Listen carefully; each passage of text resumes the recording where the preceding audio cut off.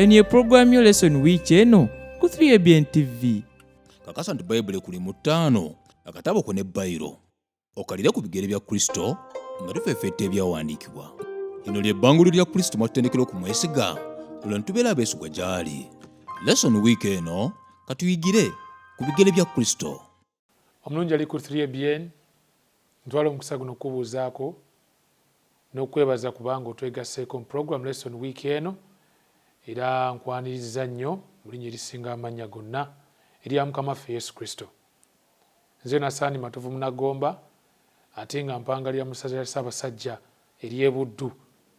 Tuzze mu program ya lesson namba 12 nga tumukwetegereza omusajja ayitibwa Yusufu mu ggwanga ery'e Misiri. Wuyo atuuse ne ku kitiibwa ekyokuba nti kati ye Kamalabyonna oba Omulangira wa Misiri. Nsaba otwegatteko tubeere nga tutambula ffenna twetegereze wa gye bitandikira nawa ate gye biggweera. Mu studio siri nzekka, ndi ne abaweereza ba Katonda, abaweereza ba Mukama. Ku luuyi luli awasookera ddala na musumba wange Yobu Kimbugwe okuva ku Makerere University. Sebo tusense nnyo okulabako. Era tusaba ekisa kya Yesu kyeyongere gy'oli. Tukwaniriza nnyo mu Lesson Wiiki eno we tuyigira ku bigere bya Kristo. Wakati wano omulabi waffe tulina mukadde waffe Elda Kyotayinze Williams Mark okuva Empererwe SDA Church obukadde obwo. Bali batya abantu bafaawo? Balungi ddala. Bakyanzijukira Nasaani Matovu. Bakwerabiranga. Mukama waffe yeebazibwe. Awo bwekitiibwa.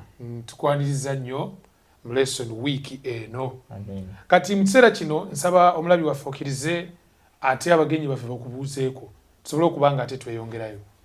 Amanya nze Kimbugwe Yobu. Esebo. Omuweereza w'enjiri ya Mukama waffe neebaza Katonda olw'omukisa gw'atuwadde olwaleero okuba nga tugenda kuyiga lesoni eno. Lesoni ennyuvu namba 12 eyogera ku Yusufu Omulangira w'e Misiri. Mukama akuwa omukisa weeteeketeeke tabike nti bye tukubaganya ebirowoozo naawe wejjiramu ng'ate naffe bitubaako bituyiga. Mukama akuwa omukisa. Sebo tweyanzeeke. Abaana ba Katonda erinnya lya Mukama lyebazibwe. Twebaza Katonda n'ataatuwadde omukisa guno kubanga tuli mu mulimu guno ogw'okuweereza ogw'okubaganya ebirowoozo mu lesoni ya wiiki eno. Lesoni namba 12 tugenda okulabira Yusufu Omulangira wa Misiri. Mukama atubeere twegatire wamu mu kuyiga kuno. Weewaawo. Kati omulabi waffe nsaba okkirize twewombeeke tuweeyo okusaba ate tubeere nga tugenda mu maaso n'okuzuula ebisingawo mu lesoni namba 12 eno ejjudde ebigambo eby'omuwendo ku byafa by'omusajja ono Yusufu ng'amaze okufuuka katikkiro w'eggwanga ddamba. Wakati wano mukadde waffe tusaba otuweereyo essaala tetubeere nga tutandika. Katwewombeeko olw'okwebaza. Kitaffe Katonda omulungi weebazibwe Mukama nate olw'ekisa kyo n'obulungi bwo butubedde okutuusa kaakano. Tukwebaza olw'okutulabirira n'otugabirira mu ngeri yonna. Nate nga tuzze olw'okubaganya ebirowoozo mu nteekateeka eno eya lesson. Twegayirira amagezi ag'eggulu gabuutikire okutegeera kwaffe. Tulungamye mu byonna erinnya lyo ligulumizibwe ku nkomerero. Era tuveewo nga tukyusiddwa olw'okulokolebwa tusabye n'okwebaza okuyita mu Kristo Yesu Mukama waffe. Amiina. Mukadde waffe weebale nnyo balire ddala. Tweyongeddeyo tuli mu kwetegereza lesson namba 12 naye nga tunabagenda nnyo munda. Kino kitundu kyakubiri ku musajja ono Yusufu. Waaliwo ekitundu ekisooka ekyalimu ebyewuunyo bingi nga tutunulira musajja Yusufu nga yanyumira nnyo nti yali sekalootera. Erinnya eryo sekalootera. Era ntulaba obwa sekalootera bwawunzika bumututte Misiri. Nga n'emu ku byaloota tugenda kubiraba nga bituukirira mu lesoni gye tulimu eno. Kwegamba nayagala akagambo kano nti teyakoma kubanga yali aloota ebirooto. Naye ate yali amanyi n'okubitaputa. Ate teyakoma kubanga amanyi okubitaputa. Naye ate byatuukirira mu bulamu bwe. Sajja oyo Yusufu. Yusufu tumulaba alina byatuyambako okujjukira ku Katonda. Katonda buli kyasuubiza akituukiriza. Kano teyeetema kintu n'atakikola. Tukirabira mu bulamu bwa Yusufu. Ekyokubiri kitogenda kwerabira naddala mu lesoni ye yaggwa nti bulijjo embeera enzibu embi ekaluba ate Katonda asobola okugikozesa okuleeta amawulire amalungi. Takola nsobi bwe bagamba Katonda waffe takola nsobi. Era mukwano gwange atulaba tweyongerayo okulaba ekitundu ekyokubiri ku Yusufu nga kitubikkulira omusajja ate yali alowoozebwa okuba nti asiraanye. Ulamu wayogate ulamu musajja ntiranye bamututafuza muddu oyo awedde naye ate mukubanga alinga yali asiranye kati ate yagenda okutasa eggwanga ddamba. So Leesoni eno namba 12 kati gye twolekedde tulabe omukono gwa Mukama nga gukolera musajja ono okutasa eggwanga ddamba erya Misiri ate awamu ne Isirayiri yennyini. Olunyi lwaffe olw'okujjukira twalusiŋŋaanye mu kitabo kya Lubereberye essuula 41 olunyiriri olwa 41. Bayibuli egamba nti Falaawo n'agamba Yusufu nti laba nkuwadde okufuga ensi yonna ey'e Misiri. Obuyinza bumukwasizza buli kintu akitadde mu mukono gwe. Kusalawo okusembayo kwa Yusufu kati kikolanga bw'olabye Yusufu kuba tumaze okwesiga engeri gy'olabamu ebintu. Okay, so tulabanga tugenda kuba twetegereza nti mu kiseera kino nga Yusufu awereddwa obuyinza ate mwate bibala ebivaamu tebiyamba Misiri yokka, biyamba n'abewe bwekiri. Eno Leesoni gye neefunidde ng'omuntu eno gye neefunidde ng'omubulizi w'enjiri nti Mukama bw'aleeta obulokozi mu nnyumba yo ate mwatu butasa n'ennyumba yo. Anti kyova olaba okuyitibwa kwaffe mu famire zaffe mu bika byaffe kulina amakulu agagenda ewala nti obeera entabiro y'okugaziya obulokozi mu kika kyo mu famire yo. Mukama ng'akuyise akuyise olw'okutambuza omuli gw'enjiri ya Kristo. Yusufu kino kyakola nti obulokozi tebukoma ku ye, butambula eri abaana ba Isirayiri bonna okuyita mu ye. Kwegamba Mukama bw'aba akutaasizza ate gwe gwakozesa okutaasa abalala. Kyekimu ku bintu byendi mu kulengera bunaadde ntunulira kikyenyiza okufuna nga kinoomu mu kuba nti Yusufu kati ye mukungu akulira Misiri yonna. That's the point I got. Nti Katonda bw'akulokola akozesa okulokola abalala. Waliwo yagamba nti we are saved to serve. But the service we are giving is to deliver salvation to others. So Yusufu afunye salvation okuva eri Mukama agenda giwa Abamisiri ate agiweremu okusingira ddala agiweremu abeewaabwe. Amwezekeri agamba 3:17 nti gwe omwana w'omuntu nkutaddewo mu nnyumba eyo mwakuyise mwakujje akutaddewo okubeera entabiro y'obulokozi.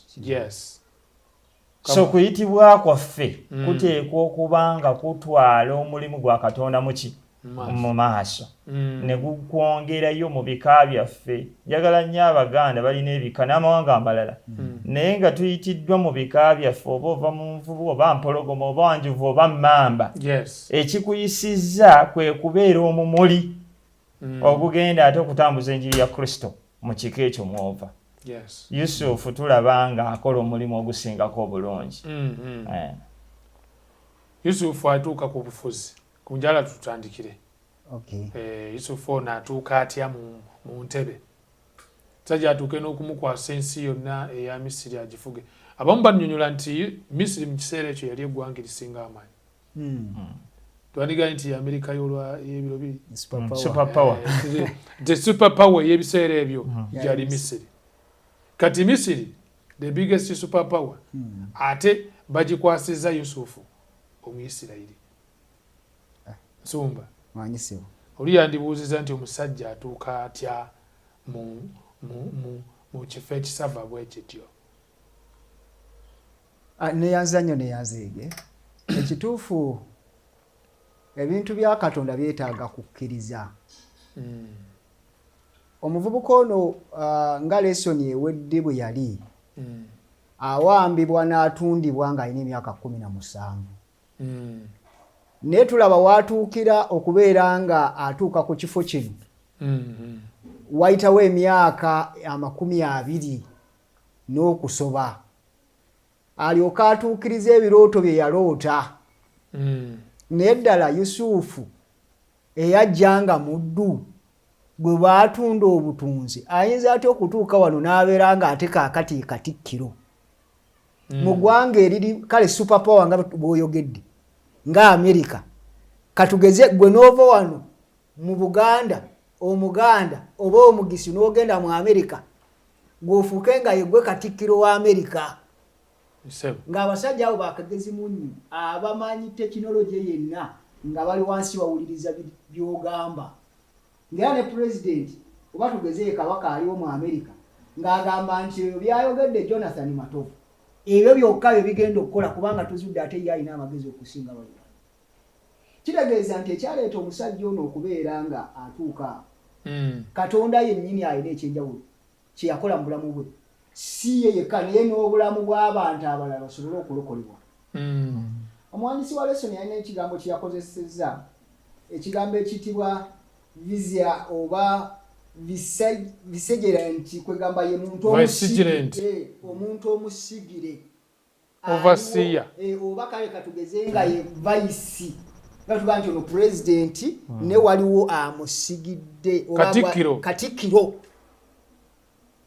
Falaawo mu bukulu bwe ye yali afuga Misiri naye ebizibu bwe bijja Falaawo amagezi ne gamwesibwa nga tayina kyasobola kukola kubanga enjala yali etuuse omuvubuka ng'agyogeddeko ng'annyonnyodde ebizibu Falaawo kubanga ekirooto kyali kimutiisizza ng'alaba enjala weeri naye yeebuuza ngenda kukola ntya. Ekisinga okwewuunyisa omuwandiisi wa Leesoni yayogedde ebigambo 23 nti kirungi oyinza okumanya ebizibu n'ekyo tisikimala weetaaga okunnyonnyola amagezi ebizibu bino bivaawo bitya ekyo tekimala weetaaga okuba ng'olina obumalirivu n'obukugu okulabika nti tonnyonnyola bunnyonnyozi oteekeddwa okubisaanyaawo okubiteekesa mu nkola nti ekintu kino omuvubuka ono kye yalabikira ddala nga kyali yalina ebintu bisatu ekisooka yali amanyi obuzibu ekisooka yalabika nti obuzibu obwabutikidde Misiri obwolekedde Misiri abutegedde era abumanyi ekyali kiremye eggwanga lyonna. Ekyokubiri teyakoma kubumanya naye naawe amagezi obuzibu buno tuyinza kubugjawo tutya. Ekisinga obukulu n'alabika nga ate ye alina experience okulabika nti atuukiriza ekyo yenyigiramu. Kaakati awo kabaka n'agamba nti nze okusinziira ku kyendabye n'amagezi g'owadde tewali muntu alina mwoyo ali muffe akwenkana nga kitegeeza bakabona tebasobola ne Falaawo gwe bali basinzanga Katonda takisobola okujjako ono omuvubuka kati Falaawo n'alyoka agamba nti kati ngenda kukukolera ekintu kyekino nze Falaawo wendi tewali muntu asobola kuyimirirawo naye njagala kukwata empeta eno etegeeza nti gwe olina obuyinza kubanga empeta yali ekolanga sigirica okulaga nti kati gwe ogenda okubanga okulira ebintu bino nkikuwe si ekyo kyokka ngenda kwambaza omukuufu ngenda nakuteeka ku nsolo ekutambuze bakutegeere nti kati gwe agenda okutuukiriza enkola yonna okulabika nti ensi eno tefaafa bamututte ekkololo batandika okulangirira ensi yonna omuntu eyajja ng'omuddu atayina gwe bayita emponga byoya atayina kwegamba kaffenyera ebbuga lyala bbisi kaakati ate wuuno in fact munnaggwanga kaakati ate wuuno yali waggulu afuuse ensonga naye nsumba nga weeyongerayo I think ensi yeetaaga abantu nga Yusufu abatakoma kunnyonnyola nti waliwo obuzibu mu ggwanga ng'amafuta okubanga galinnye kubanga tufunye bannamawulire bafunye omukisa oguyita abasajja bamemba ba paalamenti ne wajja abasajja abakugu abategeera ebyenfuna engeri gye bikyukakyukamu okuva eri mu yafeesi ya pulezidenti n'olaba abasajja ab'enjawulo nga bannyonnyola obuzibu bw'eggwanga bwe liyitamu naye nga solution oluusi nazo baziwa ne bagamba nti amagezi ag'eggwanga ligenza okugobera lirino naye nga tebasobola kussa muki munkola. twetaaga Yusufu amanye obuzibu amanye ekibujjawo ate n'akikola.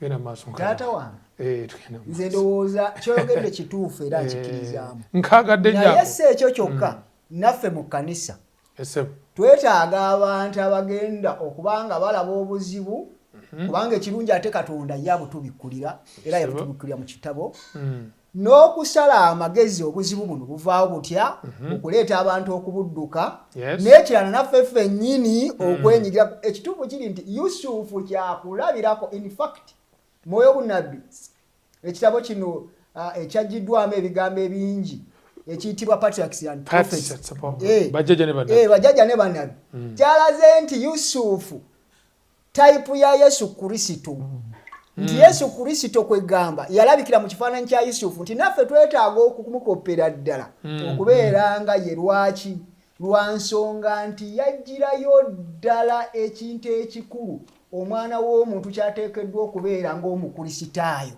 Obutwogera bwogezi omanyi kati ekizibu kye tulina se mukwano gwange mukadde wange abantu twagala nnyo okwogerera kati twogera nnyo ku Yesu Kristo naye okukola ebyo era kyagamba Abafalisaayo nti mwogera nnyo naye mukola bitono. Okwogera mwogera tukuba nnyo omudomo ng'Abakristaayo naye okuteeka mu nkola ono Yusufu yenjawulo gye yali ayina era bwe bamukwasa obuvunaanyizibwa. Falawo yagamba ekiseera bwe kyaluka yagamba nti mugende ewa Yusufu buli kimu ky'anaabagamba kyekyo. Ekibuuzo nga bampadde obuvunaanyizibwa Yesu Kristo asobola okugamba nti ddala waliyo omuntu mu nsi bamuyita Yobu omusajja oyo namukwasa obuvunaanyizibwa bukola nga bwe buli bwe bampa obukadde bwentyo bwe mbukola bwe bampa obudinkoni bwe nga nze omusumba oba just ndiwo obubeezi nga kifaananyi. Lesoni nnene nnyo eri omwana w'omuntu si Kristaayo. Kadde wange olina ky'ogambaawo? Ndowooza kyetulaba ennyo wano ekiri emabega wa Yusufu ekisinga obukulu ennyo bwe bwa Katonda obumuliko emabega. Tiwaliwo amaanyi ag'enjawulo byonna tabikola mu maanyi ge naye yakkiriza okuwulira eddoboozi lya Katonda yakkiriza okulungamizibwa kwa Katonda Mukama n'amufuula ow'enjawulo.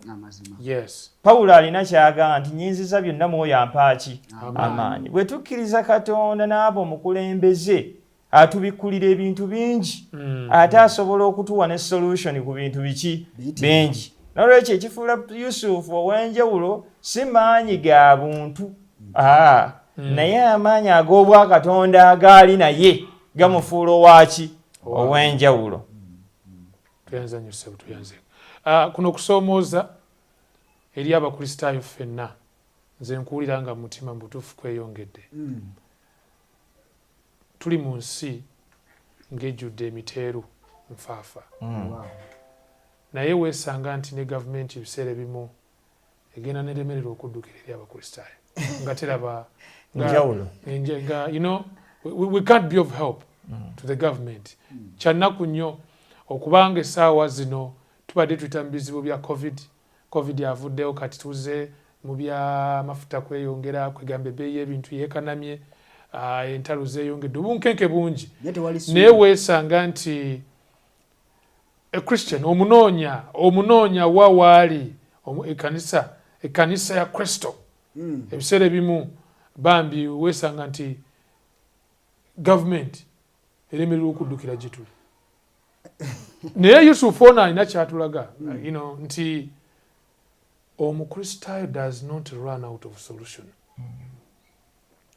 Kyobula Yesu yaga nti mwe muli munnyo gwa nsi taggwaamu muli munnyo gwa nsi ate musumba era ekireeta ekyo Mukama atusaasira ekyama ekyo twongere okukinoonya musumba ekisinga ate okunakuwaza ti oluusi weekanga ate naffe abaana ba Katonda ate tukaabira gavumenti tuddukira gavumenti so nga ffe twandibadde ne solution eyamba okusolovinga ebizibu ebiba biriwo nga ne gavumenti esobola otunula n'egamba nti bakikoze batya kabajje tubeebuuzeeko tubeetaaga. Yusufu ayitibwa kubanga yali alaze ekyenjawulo yali alaze ekyenjawulo. Waliwo olunyinyi oluli mu Peetero eri nti olw'ebikolwa byammwe ebirungi abantu balyoke bagulumizaani Katonda. Yusufu obulamu bwe bwaleetera Abamisiri, bwaleetera Falaawo okumanya nti omuntu ono alimu ensi, alimu enjawulo.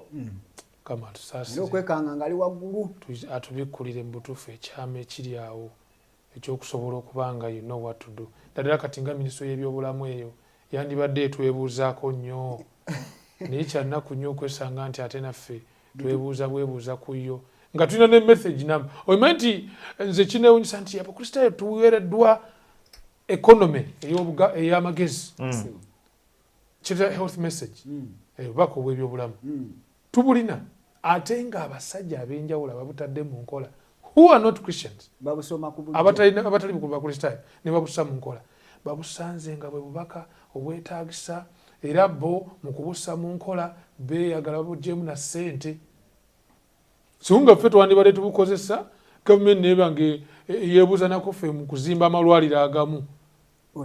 Anyway ogubadde mulanga omusumba tekikoma ku malwaliro gokka na byabulamu naye ne bwe tugenda mu sekita y'ebyenjigiriza ekiraba modo y'ebyenjigiriza ey'Obukristaayo senga tubanga tugitutte mu maaso esobola okuba modo nga ne gavumenti nnyingi zisobola okwegomba okutambuza ebyenjigiriza. Olwaleero emabega eri okuyigiriza kw'omukyala White n'olaba modo yaffe ey'ebyenjigiriza eyaliwo emabega eri mu masomero gaffe ng'eraga vocational education. Okuyigiriza okuli holistic, the head, the hand, the heart and so on. Naye oluvannyuma ennyo ate oluusi ne tubuukira ekitali kiki kituufu. Kati gavumenti naye ezuukusa egamba no, omuntu wasoma ebyo eri academic tekimala, yeetaaga hands-on training, yeetaaga spiritual component. N'olaba nti modo eyo senga Abakristaayo tuba tugitambuza esobola okukyusa n'ebyenjigiriza. Olaba kwega bigambo byogerera ddala byenzijjukiza minisita w'ebyenjigiriza mu ggwanga erya Colombia emyaka egiyise yali akomentinga ku kitabo kye Ellen White ekitibwa Education n'agamba we don't have a better guide. Tetuyinaayo kirala ekisinga kino era n'agamba nti kino ekitabo njala nange bakifulumyeko mu linnya lyange. Gavumenti n'agikoowoola tukopa amagezi gano. So kusoomoza gye tuli ngaffe Abakristaayo olwaleero okubanga tukopa ekyokulabira ku kya Yusufu. Nze that's what he has brought to me. Twala kweyongerayo twetegereze Yusufu ono bw'amala otuuka mu bufuzi baganda babayisa atya kubanga babawo ensisinkano enjala egudde mu kitundu si bwe kiri mukadde wange awo sooka otuyambeko otusiigire ekifaananyi. Yusufu atuuka mu bufuzi ebintu bingi bye yali yaloote emabega eri bitandika okutuukirira. Enjala eno teyali yakugwa mu Misiri yokka naye kyali ekyeyo ekyakuba ensi yonna nga covid katugambe bwe tuti. Ekyeya kino bwe kikuba ensi yonna tekyataliza n'abaana abali e Misiri, abaana b'enjuuye. Ekiseera kituuka bali mu kusoberwa banoonya amagezi ag'okulaba nti bafuna ekyokulya. Bakomekkereza nga solution eri nti balina okuddukira wa e Misiri. Mu kuddukira e Misiri gye basanga nga Misiri kubanga yali yafuna omusajja ekirabo ky'omusajja omugezigezi eyali yagiyalagula eyali yagibuulira eyali yayolesebwa ku byali ebyokubaawo n'awa ne solution ku bintu byonna. Omusajja ono n'akola enteekateeka basanga nga Emisiri eriyo emmere.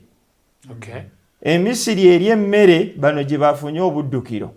Gye baddukidde Emisiri ali mu mitambo ye mwana muganda waabwe gwe baatunda mu buki mu buddu. Yeewuunyisa. Ebigambo bitandika okutuukirira tiyayolesebwa n'aloota ng'emmunyenye mmeka 11 zikola ki zimuvunnamira. Kaakano zitandika okumuvunnamira kubanga olwo yali mu mitambo eyatundibwa ng'omuddu eyagenda mu nsi nga lujeere ate kati afuuse ensonga yasalawo ebintu gwe balina okwegayirira gwe balina okufunamu obuki obuyambi. Batuuka eyo beetaaga obuyambi. Bwe batuuka eyo nga beetaaga obuyambi ate ye abategeera naye bo baali tebamujjukira. Nga kyamuwendo ekyo nkaagadde ako baali tebakyamujjukira. Era okusinziira ku Leesoni, era ne Bayibuli eraga nti baalowooza nti omuntu ono n'olulimi lwe baali boogera takola ki? Olulimi olwewaabwe. So Yusufu newankubadde ng'olwo ali mu buyinza obwo, teyakola nti akampolera eggwanga mu kiseera ekyo, naye yateekawo embeera ey'okugezaako okubasokaasoka, okwongera okubajjamu ekisinga obulungi ku bikwata ku taata n'eri gye baali bavudde. Tabeerabira, teyeerabidde ba nnyumba ye, era abasembeza, abasokaasoka, ababuuza kitammwe ye muli bameka nti tulinayo ne muganda waffe gwe twakoze eki, gwe twaleseeyo, ne taata waffe gy'ali akuliridde. Kwegamba mu ngeri eyo alina byagezaako okubajjamu biki bingi. Naye ku nkomerero ki kye tulaba? Nti Yusufu akola enteekateeka ey'okulaba nti baganda be bano nga bazze bafuna kye balina okukola ki? Okufuna. Wano wandigambye nti yandigambye nti nedda mwampisa bubi, naye si bwe yakola.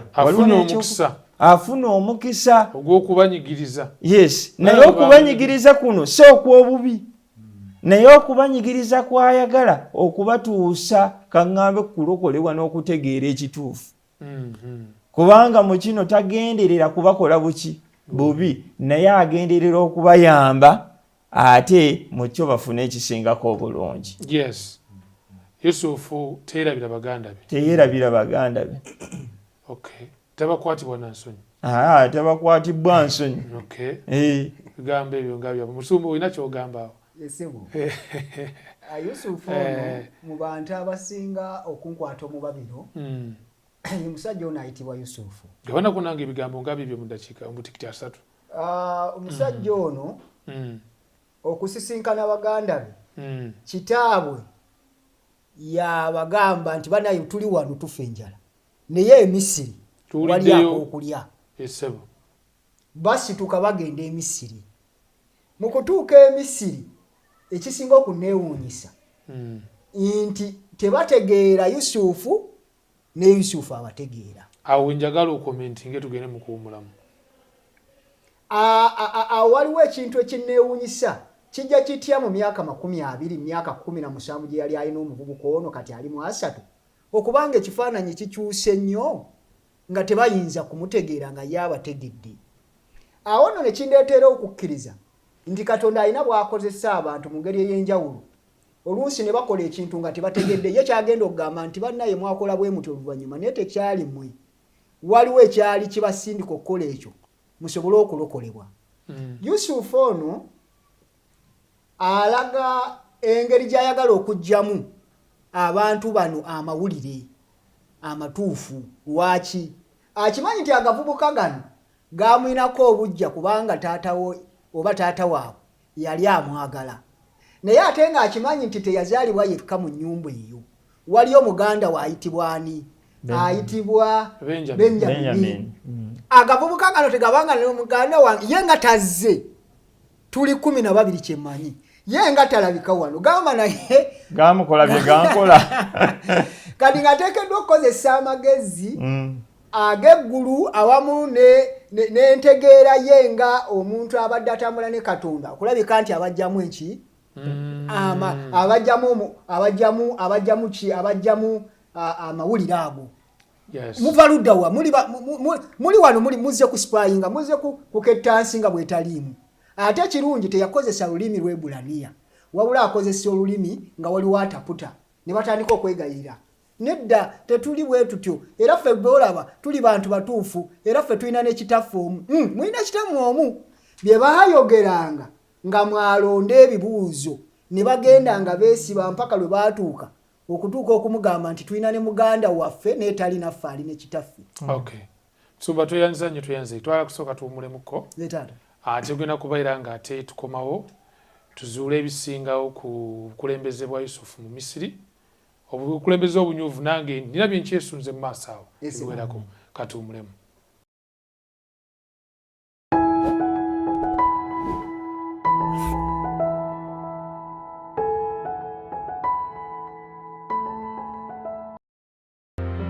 Nendaba malayika omulala ng'abuuka mu bbanga ery'omu ggulu ng'alina enjiri ey'emirembe n'emirembe okubuulira abatuula ku nsi na buli ggwanga n'ekika n'olulimi n'abantu.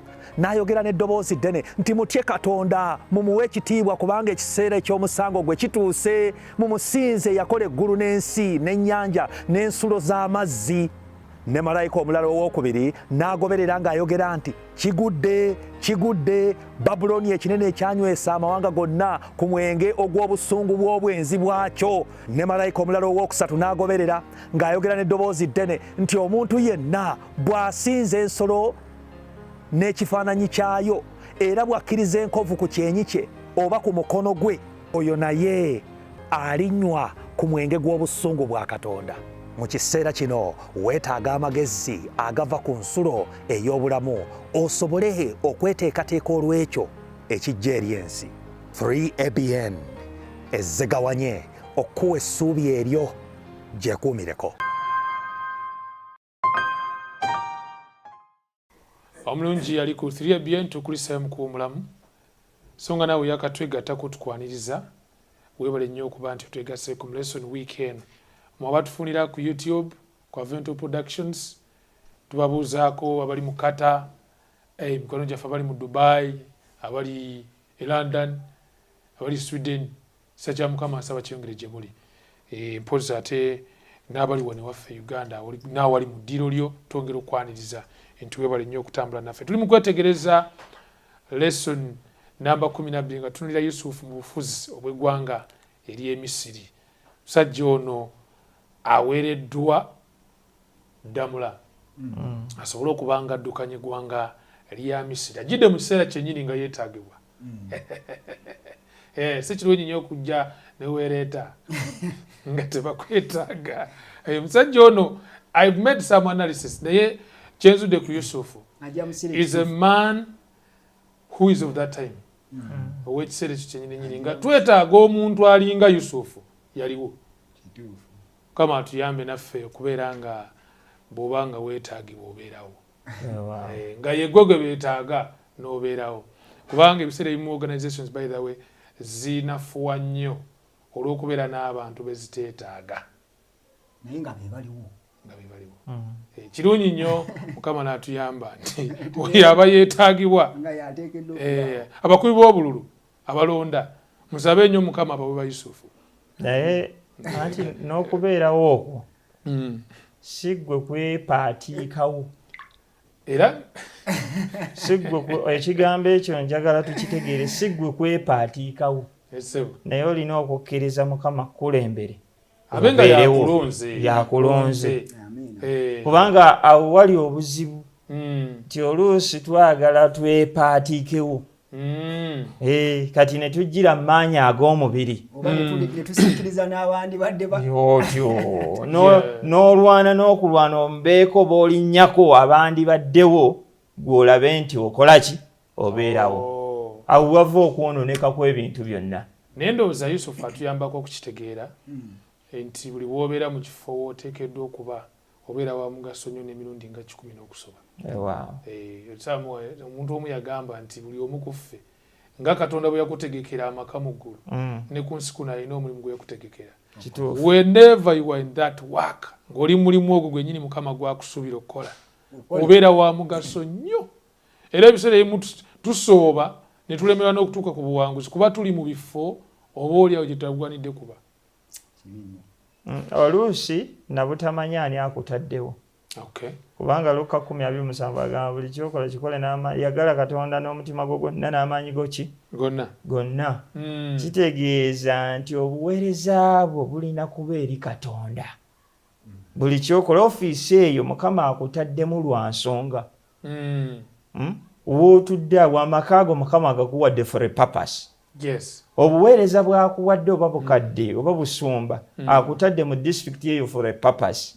Era oliwo olw'ekiseera ekyo okubanga olina obuweereza bw'olina okukola. Otabukola. Twagala kweyongerayo naye Yusufu ono mukadde wange. We want to add on certain comment ku nsonga ya Yusufu ne baganda be nti abalabye n'abategeera. Kinzijukiriza nti Mukama waffe Yesu Kristo atumanyi. Abasinga obungi ku ffe tuzo bati tumumanyi naye atumanyi. tuyinza oba ffe twamuvuma luli naye era ffe nyini bwe tukomawo gy'ali atusembeza kubanga ikabwejungira akantu ako koyogedde kenabadde nsinako we twaviiriddewo nga Yusufu ategedde abantu bano naye nga bo bamwerabira naye n'asigala nga abategedde ate takwatibwa nsonyi kubayita baganda sikyo naye waliwo ekintu ekirala kyenjagala okunnyonnyola nti Yusufu yalina omukisa okubasiba okubakola obubi n'okusinga ennyo bwe baali kubanga baamukwata bayibuli egamba nti baamulaba nga agenda naye bambi omutima guzitoye nga alina amaaso g'abakuba nga gali bannaye muganda wamwe muntuuze ddala ngende nga bagamba genda tukuwonyese kaleetera naye kati alina obuyinza bali mu maaso ge okubasasulira ddala naye ekituufu kiri nti ye kye yakola n'akwata omu ku bo. Lwaki yakwata omu ku bo ng'ate nti singa bagenda basobola okwerumira eyo ne batadda ateekeddwa okusigaza omu. Akwata ani? Akwata Simiyoni. Lwaki akwata Simiyoni? Bwe bamukwata mu ttale eyali kannalunsambulira Simiyoni yakulemberamu ekikwekwe. Simiyoni yalina effujjo ddene n'agamba nti oyo bamutwale tateekera n'agamba waayi sooka ojja obeereko wano mu kkomero nange mbaddeyo n'emyaka gisukisemu ebiri naye kati kuterekemu ndiko ennaku wadde bano Benjamini kwanajjira ne Benjamini kwalijjira n'asigala ng'enkwaso era bw'amaliza okufuna Benjamini bwe yajja mu Benjamini n'ateekamu ekikopo agenda yeeyongera okubasika. Katujje mu maaso awo musumba w'ogamba naye pointi eno twala ne tuginyweze eri omulabi waffe nti enkola yonna eya Yusufu etuyambako okujjukira omutima gwa Kristo, omutima gwa Yesu, nti Katonda waffe ajjudde ekisa n'okusaasira, alina okusonyiwa kungi. Zabuli 1:3 bwegamba olunyolo 10 lugamba nti tatusasudde ng'obutali ebikola byaffe ebitali butuukirivu ebiri, kwegamba bano abaamukola obutali butuukirivu ate ye abasasulamu na kisa. Joseph Yusufu ekituufu kiri nti n'ebitusoomooza Katonda byaleka ne bitutuukako ge gamu ku makubo agatuyamba ffe ate okutegera, kubanga ebibuuzo bye yababuuzanga n'okusigaza ono Simiyoni byabayamba mu luvannyuma okutegeera ddala nti ono muganda waabwe. Bw'abagamba nti nze Yusufu basooka ne beekangana, nze gwe mwatunda e Misiri ng'ennaku n'ekisa n'amaziga gamukutta ali mu kukaaba. Bavubuka bano ne balyoka bategeera nti ddala ono ekisa ky'ayina kivudde ddala mu mutima gwe. Yesu kyatulaga era omuwandiisi wa Leesoni ayagala otulaga nti Yesu bambi bw'atyo yaleka naye baamutunda. Abayisirayiri baamutunda wano ne bamukuba emigo ne bamwegaana, naye olw'ekisa n'asigala ng'atulaga nti ffe nnyini be yajja okukola ki? Sakamusiranse wadde yabujja n'abeera ng'akomera ku musaalaba ne bamukomerera mu nfa gyetandibadde ennungi, naye era yatusigala atwagala n'agamba basonyiwe basaasire. Yesebo kati so ensonga eyo twongedde okugyetegereza obulungi ey'okusaasira kwa Kristo. Omusajja yakola analysis n'agamba nti Yusufu ne Yesu oyagala oyinza n'ogamba nti Yesu mu kiseera kino yalinga abadde incarnate gwate munnange oli baamutunda ebitundu bya ffeeza 3 Yesu nono baamutunda ebitundu bya ffeeza 2 abaamutunda baali baganda be. Era nze nawandiisa akagambo mu fonze nti Joseph a true model of Christ is a great reflection. Yes. Nti obulamu bwe bwonna ne bye yayitamu byoleka empisa ya Kristo yennyini. Fana kono sajanga Daniel. Yes. Nti bye yayitamu ne wandigambidde nti yandigambye otyo mwankola bwe muti okalya ddakaddadda, naye tulaba nti agamba nga Kristo bwe yagamba kitange bakole ki? Kubanga tebamanyi kye bakola. Abasembeza atuuka n'ayogera tusonyiwagane. Waliwo gwe wakola obubi eyo oba eyakola obubi. Muganda wange omutima gwa Yusufu guno gukusoomooze naawe ogenda omusonyiwe. Mukyala wo oba yakola bubi ofunye ekyokulabirako omusonyiwe. Omwami we ayinza oba nga yakuyisa bubi nnyo mu kiseera ekyo, saawa etuuse omusasula obulungi mu kifo ky'obubi. Wekiri? Kati Benjamini ono ne Yusufu ensinkano eno njagadde nnyo erina byegenda tuyambako otegeera kuba ndowooza gye bigwera nga babawadde n'ekifo ettaka twalatuukaawo wonna awo Yusufu asinkanye Benjamin amusinkana atya bano nga bazzeeyo jjukira ekigambo kyali nti baddayo ate bakime taata naye Benjamin asigala kubanga tujjukire nti kyali nti akakunizo kaali mu Leetaani Simyoni asigala Simyoni asigala naye akakunizo ne kajja nti muto wammwe mukole eki mumuleete nga bamuleese Yusufu jjukira azaalibwa ne Benjamin mu maamaani Laakeeri Yusufu akwatibwako era tulaba nti embeera yamuyitirirako n'addako ne wabbali we batalaba n'asooka akaaba ku maziga amaziga ago ndowooza gaali ga ssanyu oba gaali ga reflection ey'obulamu bwe yali ayiseemu nga kwegamba afuna okukwatibwako kyali human gyali akwatibwako kubanga omwana ow'okulubuto yennyini muganda we era statement egamba ono omwana wange omwana waabwe omwana wange muganda we ddala eryamukombe enziro ku mugongo kaakati ate oyo naye abeera ate akakunizo akagenda okukimayo ebisigalidde byonna kubanga nga asazeewo babawa ebintu byonna babapaakingidde babawadde bitya laba mu nsawo ya Benjamin bateekamu ekikopo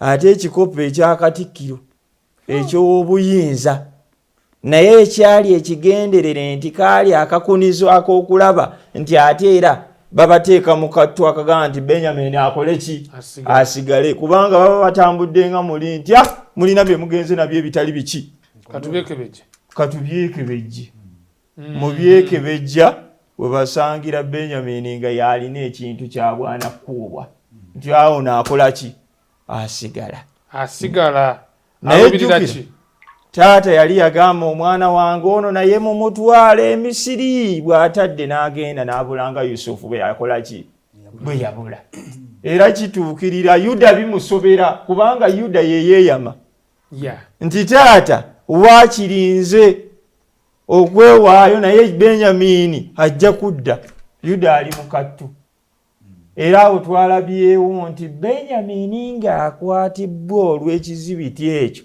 ekisangiddwa mu nsawo ye Yuda agamba nti waakiri ssebo nze kambeere saddaaka ku lwa Benjamin awo nno nabo wabaddewo ekyokuyiga okwewaayo ku lw'abalala Yuda asalawo okwewaayo ye waakiri kafuuke kagende ku musaalaba agende mu kkomera naye Benjamin akole ki bamute era taata awo nnyini omuwandiisi wa Leesoni yagambye nti wano Yuda alinga endiga otyo olusozi Moleya Ibulayimu ng'agenda okusaddaaka Isaaka endiga nejja n'ebeera mu kifo kino nti ne Yuda ndowooza kitaawe y'ensonga lwaki yamuyita n'amusabira n'omukisa n'amugamba nti muggwe mu kika kyo mwe mugenda okuva omulokozi Yuda yalinamu omutima ogw'enjawulo ku baganda era y'ensonga lwaki mukulu waabwe bwe yali ayogera nti ye yasooka okwogera Lawubeni n'agamba nti nedda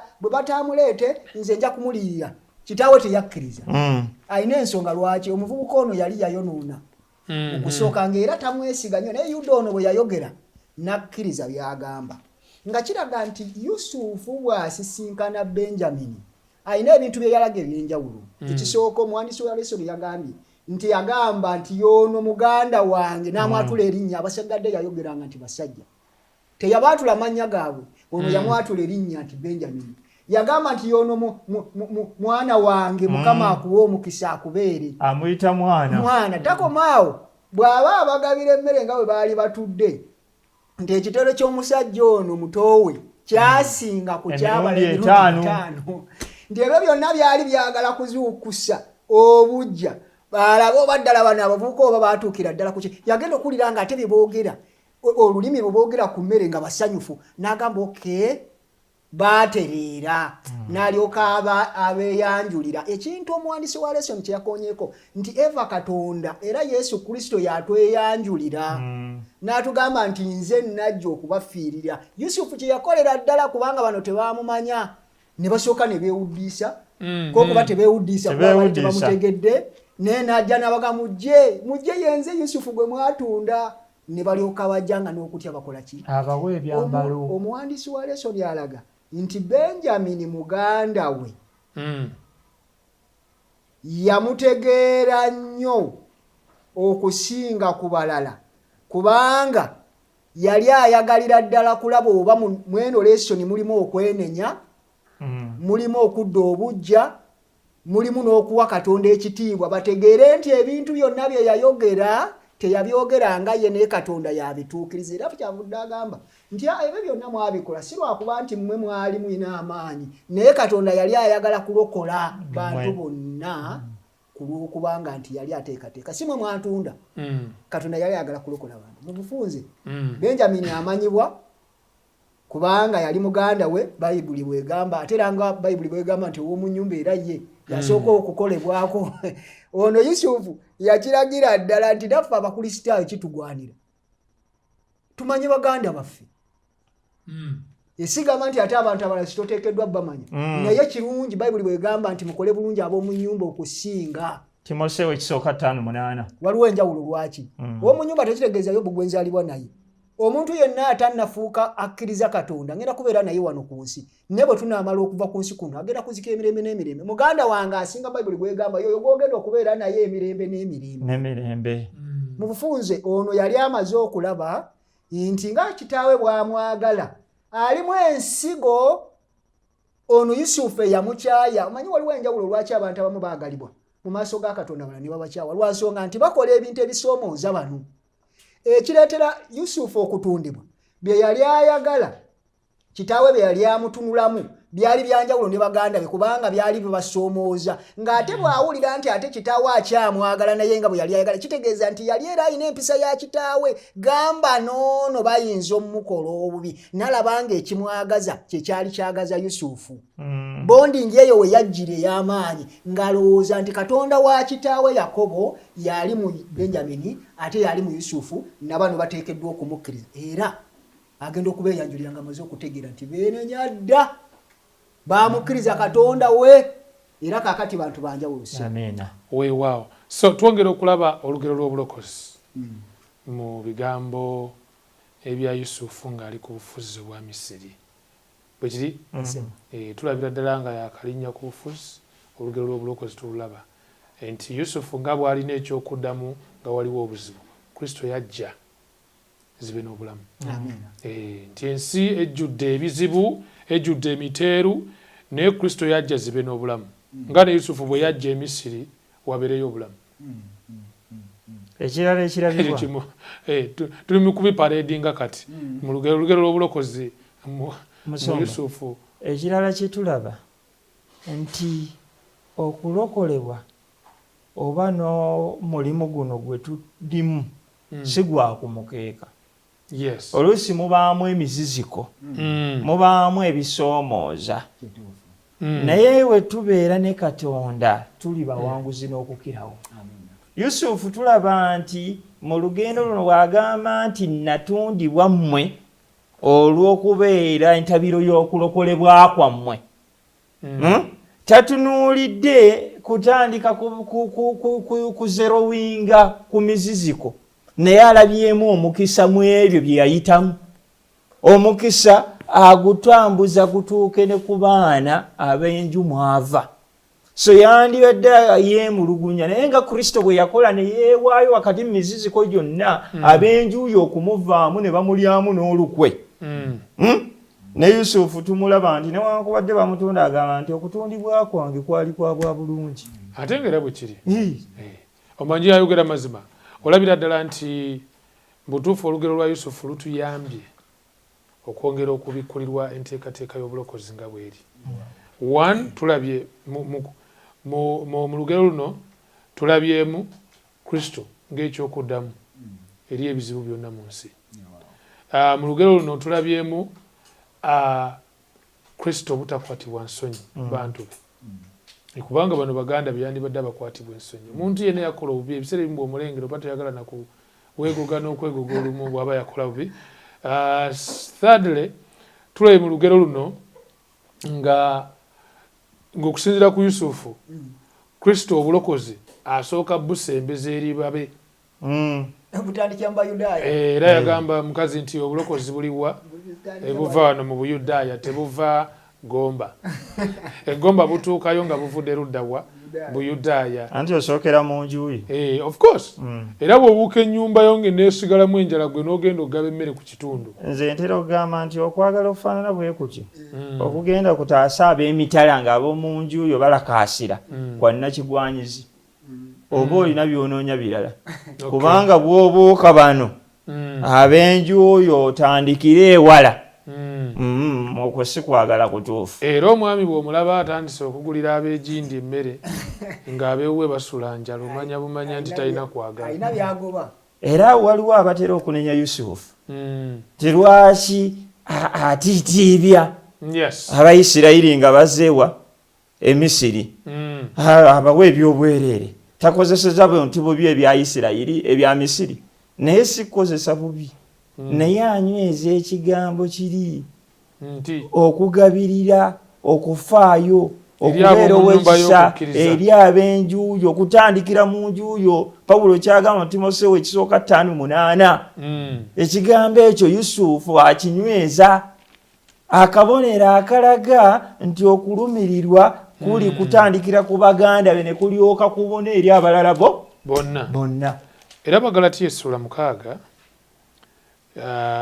olunyiriri luno lukulu nnyo. Bagalatiya 6 olunyiriri olw'10 lugamba nti kale bwe tunaalabanga ebbanga tubakolenga obulungi bonna naye okusinga abo abali mu nnyumba ey'okukkiriza. So kirabira ddala mu bulamu bwa Yusufu nga kyakola kyakolera ddala. Pozi ekirala kyetwongera okulaba nti waliwo ensonga gye bugezi ne mukoonako n'ennyumira. Yusufu yalinga saddaaka olw'eggwanga lye. Kayafasa alina ebintu byayogerawo sajja Yokana bw'aba amuwandiikako aga nti yayogera bw'atyo kubanga yali kabona omukulu mu kiseera. Agenda n'aga nti naye bw'ataabe waafa ku lw'eggwanga lino Abaloma bagenda litwala. Yokaana ekisooka 3:17 egamba olira nti naye buli 16 ku kino kwe tutegeerera okwagala kubanga oyo yawaayo obulamu bwe ku lwaffe naffe kitugwanira okuwangayo obulamu bwaffe ku lw'abooluganda. Okwagala okutuufu kulimu okubeera saddaaka. Abavubuka bakuyisita kuyiwa omubiri ennaku zino mulimu okwefiiriza n'ofiisa obulamu bwo ku lw'omulala. Ekyo kye kitugwanira okukola. Ate ekyo kati kigambo kikulu nnyo eri obukulembeze nga bakuwadde yafeesi tebakuwadde kulya wadde kale tugamba nti akuwadde obukulu akuwa kulya naye tuli bukuwozika nti akuwadde obukulu takuwadde kulya akuwadde kuweereza. Era kulisaga nti tekibe mumwe mwe temubanga bali ab'amawanga bwe bakuwanga yafeesi weereza abantu bakwasiza beera muweereza serve their needs. Balina ebyetaago kati Mukama akutaddewo to supply akozesa gwe ng'omukutu bwe kiri. Pozi nze kyakindabye mu story eno kwe kwenenya okw'amazima. Repentance, true repentance, okwenenya okw'amazima tukulabira ddala mu bulamu bwa Yusufu, mu bulamu bw'abaganda be nti bino byonna yabikola ng'agezaako bakemekeriza labe emitima gyabwe. Naye abasajja baali bakyuse baali bakyuse okulaga nti naffe ng'Abakristaayo kyetaagisa okubeera nga tuzaalidde omulundi ogwokubiri. Era ebyagenda bitandika obatuukako okutandikira ku Simyoni bamusikaza batandika okulaba nti ke twakola oli bitujjidde kubanga twamukola bamenyeka emitima bamenyeka omutima. Twebaza Mukama olwa olugero luno olukulu ennyo olw'omusajja Yusufu ne baganda be baani abaganda be bano 11 nti lutuyambye okwongera okutegeera olugero lw'obulokozi. Nze ntegedde nnyo olugero lw'obulokozi okuyita mu basajja bano ate nintegeera nnyo n'obuvunaanyizibwa bwange ng'omuweereza. That one era mulanga tugukubira abaweereza yonna gye tuli nti Yusufu atulaze ekyokukola. Bw'omala ng'okukyuka ng'onyweza baganda that's very important here. Nti ono omusajja Mukama amufuseeko amafuta kati omulaba ate yali mu kuyamba baganda be. So Mukama atusaasire tubeere n'okudda obujja okuyita mu bigambo bino bitufunye. Mukwano gwaffe ali eyabadde atambula naffe tukwebaza okubanga otambule naffe okuva gye twatandikidde. Twagala kunzika ebigambo bino ate n'essaala.